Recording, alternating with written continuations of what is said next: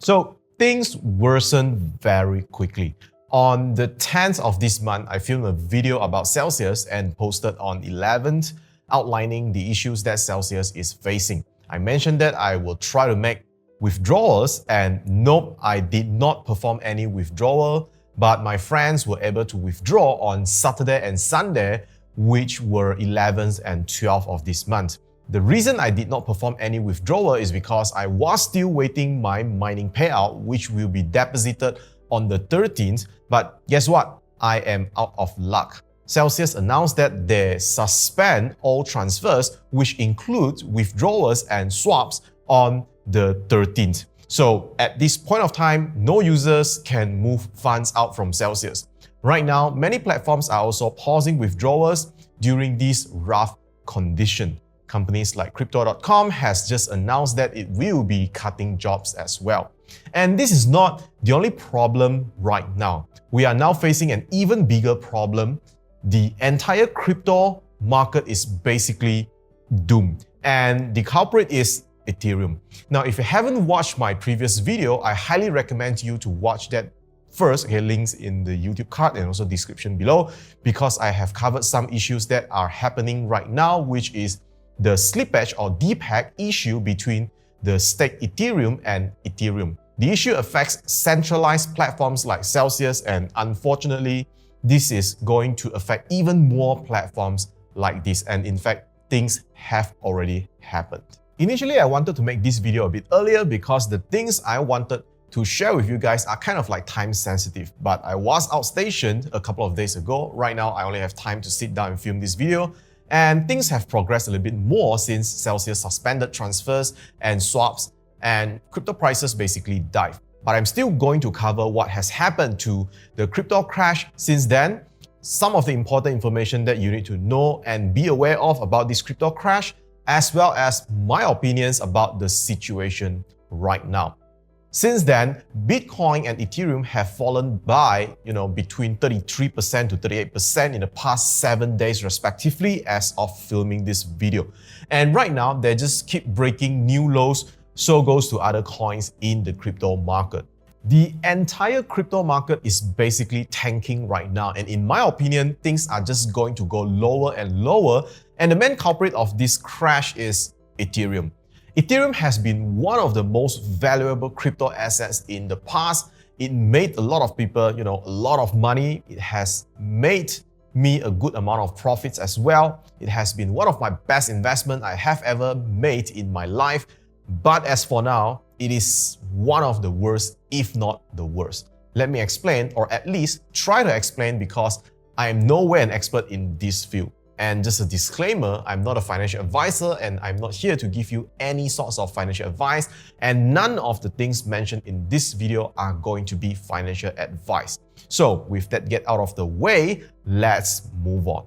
So Bitcoin is like the OG of cryptocurrency, and it serves a different purpose as opposed to cryptos like Ethereum. Now, Ethereum, on the other hand, is famous for its utility, which is the smart contract feature. Despite Bitcoin or any other cryptos that are not sharing or using the Ethereum network, they are all affected by this crypto crash right now. And that's because of decentralized finance, or DeFi in short. Whether you like it or not, all the DeFi networks out there are powered by Ethereum. In our previous video, we talked about the staked ETH DPEG, or the slippage between the STETH or staked ETH and Ethereum. This is the primary issue right now and is causing more problems moving forward. If you don't really understand the problem or issue of staked ETH and ETH slippage, let me try my best to explain a little bit and give you a crash course. Alright, let's say back in the day, assuming we are still in a gold standard and I'm the biggest or the only goldsmith in the country.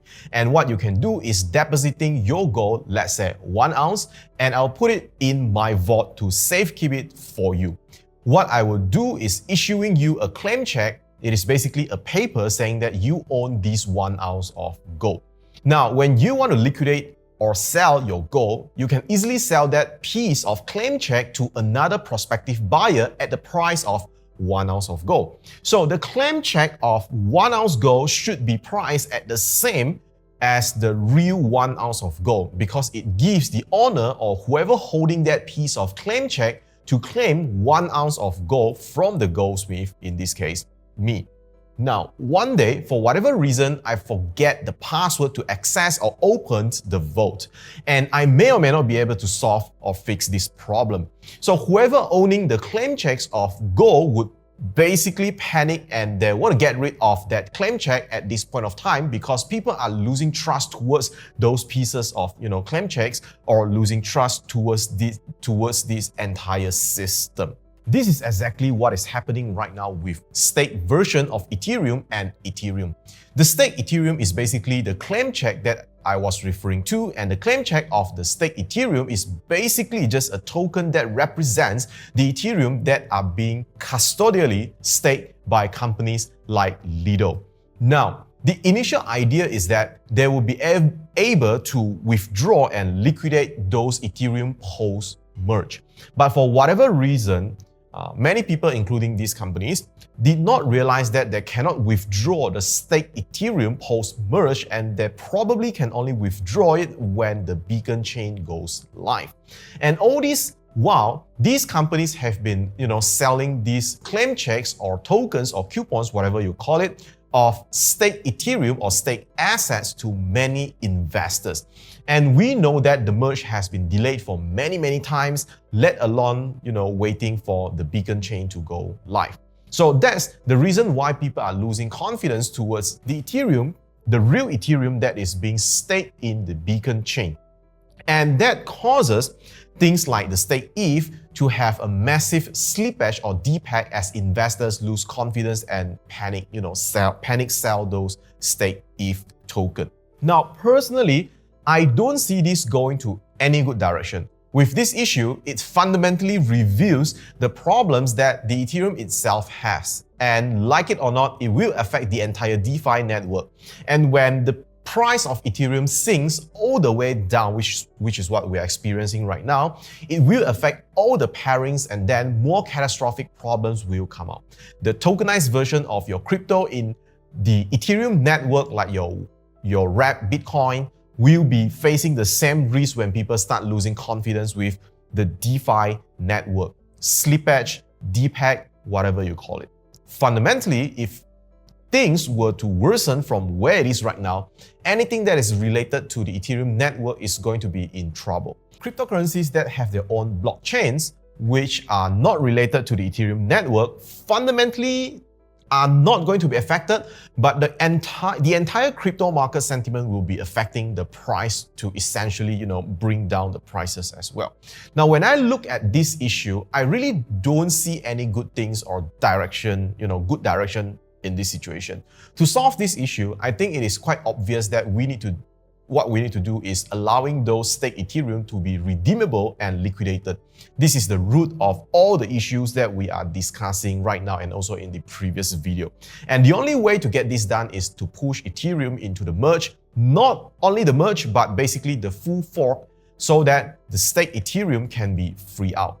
The merge will only be happens earliest in somewhere in mid or end August, which is at least 2 months away from now. And this is granted there is no more delays and the scheduled testnets are all going to be successful. And 2 months, a lot of things can happen. Just look at the price of Ethereum and other cryptocurrencies for the past 2 weeks, and imagine things were to extend for another 2 months. There is also no way to speed things up, as in moving Ethereum to proof of stake or Ethereum 2.0, because fundamentally proof of stake is not a better system compared to proof of work, as it is easier to be controlled by whales or people or entities who have big funds. It will become rather centralized once big money control most of the network. And it is also more vulnerable to attacks as compared to proof of work. So the more you try to push and accelerate Ethereum into proof of stake, if there's any problem in between, then basically your network is at risk as well. Neither delay nor accelerate is going to be the way out.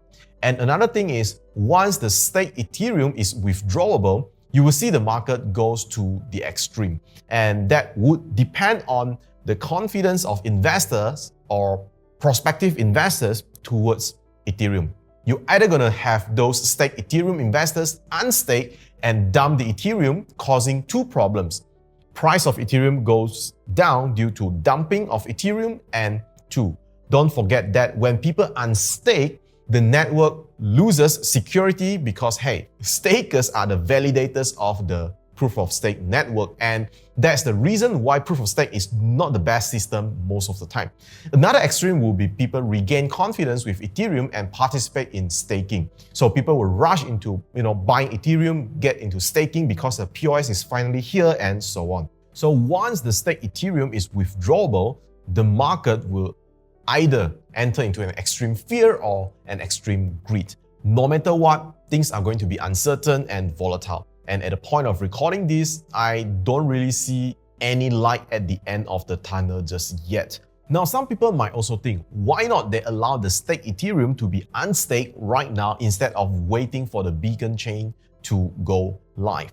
Well, from the Ethereum dev's standpoint, the Ethereum dev team is not to be blamed for the tokenized staked Ethereum issue at first place. And also, if they were to allow things to be unstaked right now, then they might not have enough stakers to move forward to the next testnet, merge, and so on. Because if stakers pull out and we do not have enough stakers, it is really unsafe to proceed and move things to 100% proof of stake. So personally, in my opinion, this route is also not that feasible if moving things to proof of stake is their primary focus right now. But from a GPU miner standpoint, I somehow hope that to happen because we can keep mining as Ethereum is still the most profitable crypto to be mined for the most GPUs out there. Speaking of Ethereum mining, with the current market condition, right now, I should also point out one potential risk that could put Ethereum into another issue. As crypto prices are tanking, Ethereum mining profitability has been low as well. And a lot of people have been turning off their rigs, especially miners who are paying high electricity costs.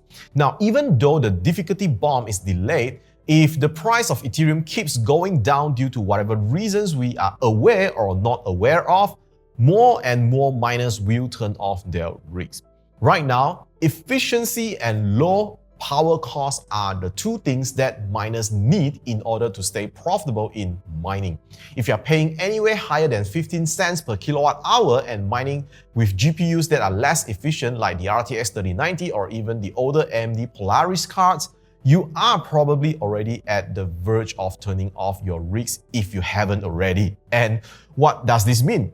It means that if Ethereum price keeps going down and mining profitability goes down in terms of fiat, more and more miners will turn off their rigs and the Ethereum network will lose a lot of miners, which means less validators. And these groups of people are the ones who are still contributing to the network security of Ethereum network. Now, I know miners are getting more Ethereum in terms of quantity right now as network hash rate and difficulty are both falling. But at the end of the day, understand that most miners will still need to sell some rewards into fiat in order to pay electricity bills. So if the return in fiat cannot even cover the bill, I think it is pointless to brag that miners like us are getting more Ethereum. That's the inconvenient truth that we miners are dealing with. And if the network security is being threatened, the DeFis which are powered by Ethereum will be at a greater risk, and all the wrapped assets like wrapped Bitcoin and so on and so forth, will be affected. As a result, the price of cryptocurrencies will fall as people lose faith and confidence in the entire crypto market. So now let me share with you my opinion about all the issues that Ethereum and the crypto market are facing right now.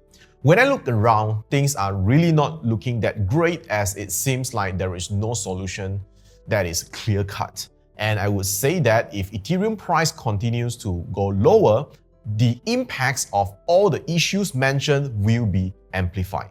One thing that we have to continue to monitor is the progress of the merge, because that's the event that will tell us if Ethereum is ready to move forward to proof of stake, despite it is not the final stage. But things will be pretty chaotic and catastrophic during this period of time. Another possibility that I can think of is when Ethereum goes cheap enough.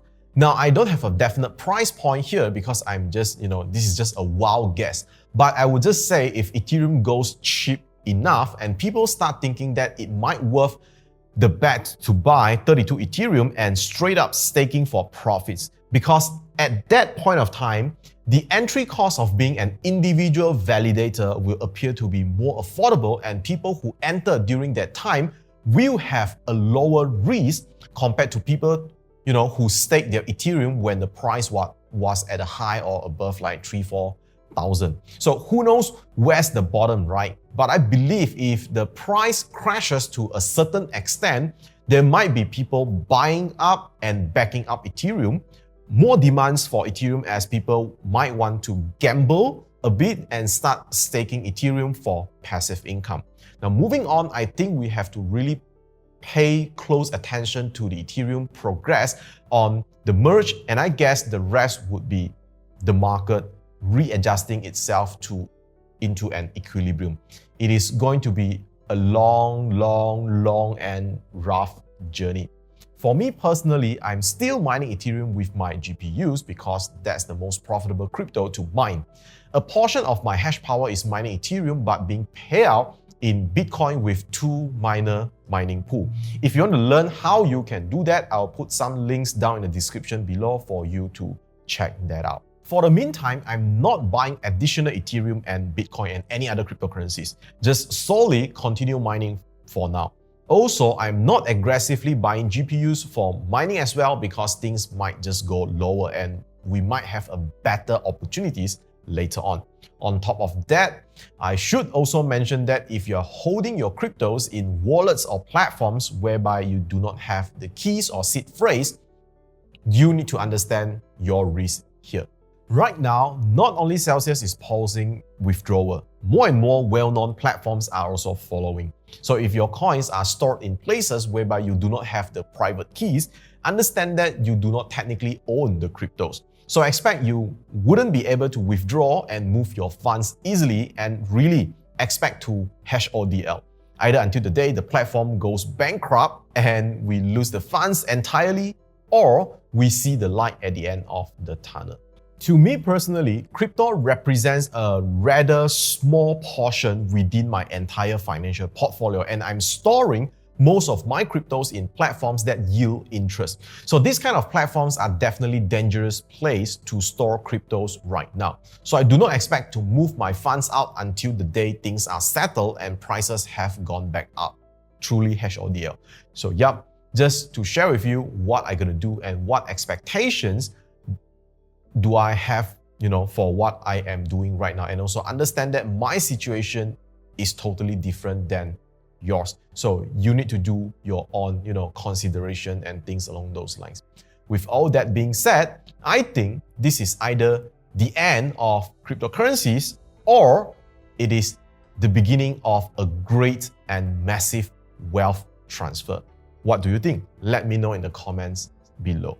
All right, so if you watched until this point, thank you so much. Hope that you learned something from this video. And if you learned something from this video, do not forget to hit the like button and subscribe for more videos, as I will make more updates on this topic along the way, giving you as much information as I could, share with you, my opinions and what I would do. So be sure to turn on the notification bell so that you don't miss out any new updates. And I will see you when I see you. Peace out.